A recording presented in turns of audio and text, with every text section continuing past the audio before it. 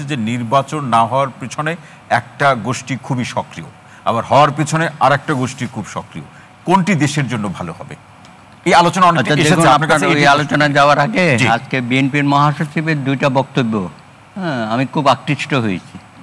একটা বলছে যে আমাদের রাজনৈতিক কালচারে যাদেরকে আমরা খুবই জ্ঞানী গুণী এবং মার্জিত মনে করতাম, আজকে তাদের মুখের ভাষা এবং যে ধরনের বক্তব্য তারা রাজনৈতিক মাঠে দিচ্ছে, তিনি খুব হতাশ।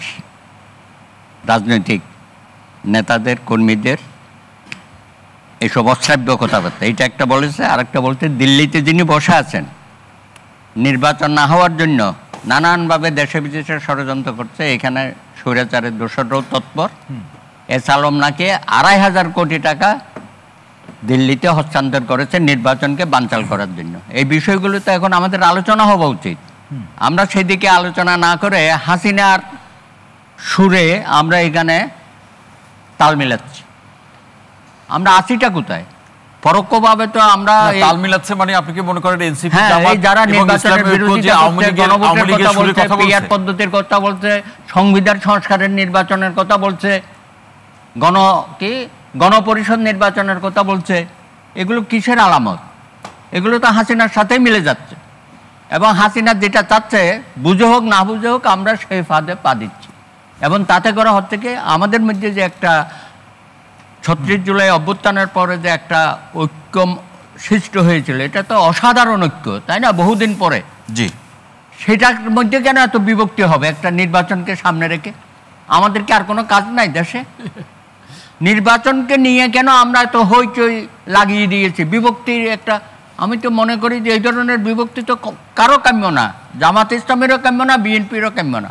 এই যে একজনে বললেন আমরা মুখোমুখি দাঁড় হয়ে গেছি, কেন?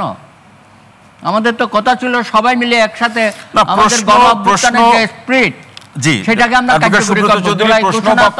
প্রশ্ন বা প্রসঙ্গ যখন ক্ষমতার, তখন তো সেখানে কেউ কাউকে না, ক্ষমতা তো কেউ না কেউ যাবে, এবং নির্বাচন ছাড়া আর তো কোনো পথ নাই। তো সেখানে কেন আমরা নির্বাচনের বিরুদ্ধে এত কথাবার্তা বলা শুরু করলাম? আমরা কি পরিবেশ সৃষ্টি করতেছি? আমার তো মনে হয় যে এগুলো অনেকটা আমরা না বুঝেও করতেছি আর কি। আরে ভাই, বিএনপি সহ আমরা যে ৩১ দফা দিয়েছি, ওখানে নাই? ওখানে সংস্কারের কথা বলা হয় না? ঐক্যমতের তো অধিকাংশ 90% সংস্কার তো এখানেই বলা হয়েছে। আমরা তো সেগুলো নিয়েই তো যাচ্ছি। সেখানে তো অনেকে আস্থা রাখতে পারে না। না, সেটা তো ওনাদের সমস্যা।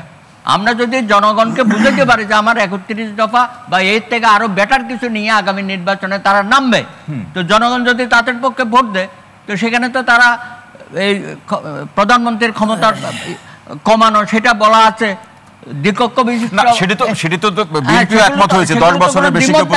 কিন্তু খামগে আমরা বিতর্ক করতেছি। এগুলো বিতর্ক এখানে আমার তো মনে হয় ইমিডিয়েটলি এগুলো অবসান হওয়া উচিত।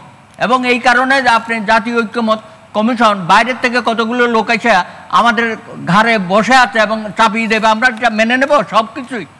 এত কিছু তো আমাদের মধ্যে বিশৃঙ্খলা হওয়ার কথা ছিল না। আমি তো মনে করি আমরা যদি রাজনৈতিক দলগুলো একসাথে বসে আলাপ করতাম, ওদের থেকে অনেক বেটার কিছু আমরা করতে পারছি। এই কথাটা তো আলোচনায় বলা উচিত ছিল। বলেছি আমরা, এখানে এত আলাপ করার দরকার নাই, আমাদেরকে বসে দেন, আমরা নিজেরা বসে দেখি কতদূর কি করতে পারি। সবাই তো আমরা দেশপ্রেমিক, অন্তত তো আমরা করেছি তো একসাথে। সবার আগে বাংলাদেশ, সবার আগে দেশ, হ্যাঁ, সেটা বলছি।